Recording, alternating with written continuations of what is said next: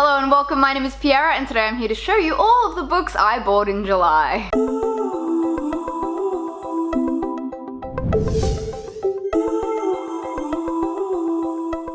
It's a lot. So for you today I have 14 books to show you, but because there's so many I just thought I would get straight into it. Oh god, there's so many. Okay, so the ones that you're probably already familiar with are Ruin and Wrath by John Gwynne, which is the third and the fourth book in the Faithful and the Fallen saga. I have a whole spoiler-free review to it, which you can find above if you want to go and check that out. I highly recommend it because they are one of the greatest fantasy series I have ever read. I also got A Time of Dread by John Gwynne, which is the first book in a new trilogy set 1,000 years after the end of Wrath, and it is absolutely incredible. I smashed through this one as well. It is also kind of included in my Faithful and the Fallen wrap-up. Yesterday, I went out and bought A Crown for Cold Silver by Alex Marshall. This is a book someone recommended to me in my comments section many moons ago, and I was walking past it and I saw it and I was like, okay, I'll give it a go. I don't know too much about it, but it is an adult fantasy series where we follow a woman who was this like glorious warrior who like led a huge war band and won a bunch of stuff, and she faked her own death to go and live in peace, and she was living in peace and then something horrible happened and so now she has to go back to war. And I was like, sign me the fuck up, that sounds fantastic. I was also walking past and found Princess of Blood by Tom Lloyd, which I have no idea what it is about. It was the cover that got me. I don't know why. I thought it was an ice dragon. On closer inspection, it looks like a giant flea. Oh my god, this is book 2? How upsetting.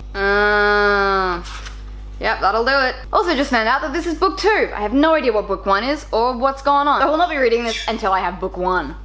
Good job, Piera. Next up, I have A Curse of Ash and Embers by Joe Speria, which is a new YA fantasy. It's actually not out yet. I just realized this is a reader's copy. It is basically about a witch, witches. It's about a young girl who is hired to work for this witch, and she it's in a town that's like a little further down than hers. When she gets there, everyone's like super shady because this has been this huge fight. Now there are all these beasts around, so she goes to work for this witch. This one I'm kind of excited for because I'm like basically now a witch myself, so it's really exciting to read that sort of stuff. Also, I really dig this cover for some reason. I wonder what the final cover will look like. I also got Isle of Blood and Stone by Micaiah Lucia, which is, I believe, sort of like a Greek Viking European YA fantasy. I'm not too sure, but I believe it is about maps. About these kids and these maps and their like quest to bring about stuff. I don't actually know. I haven't looked at it. This is like one I'm reluctant to read, but I will still at some point read it. I also have City of Lies by Sam Hawke, a new adult fantasy which I'm super pumped for. It is the first in the Poison War series. Ooh. It's about a kid who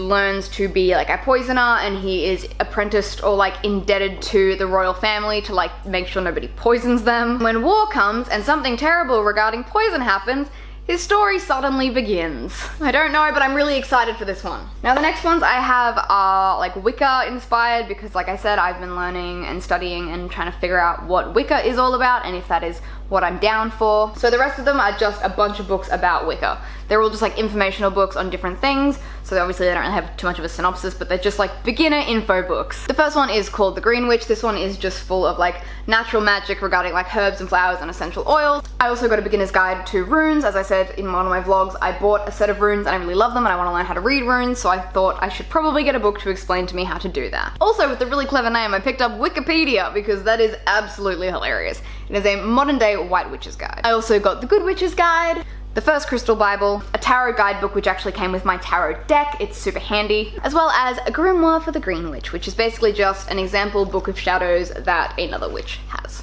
Anyway, those are all the books that I acquired in the month of July. That's actually quite a large spending month. It's a large spending month because of all the Wicca books, and they are not $19.99. They are all $20 plus, which is hurts my bank account, but I went without other things. So anyway, let me know if you guys have read any of those books and what you think about them. Otherwise, I will see you next time. Bye!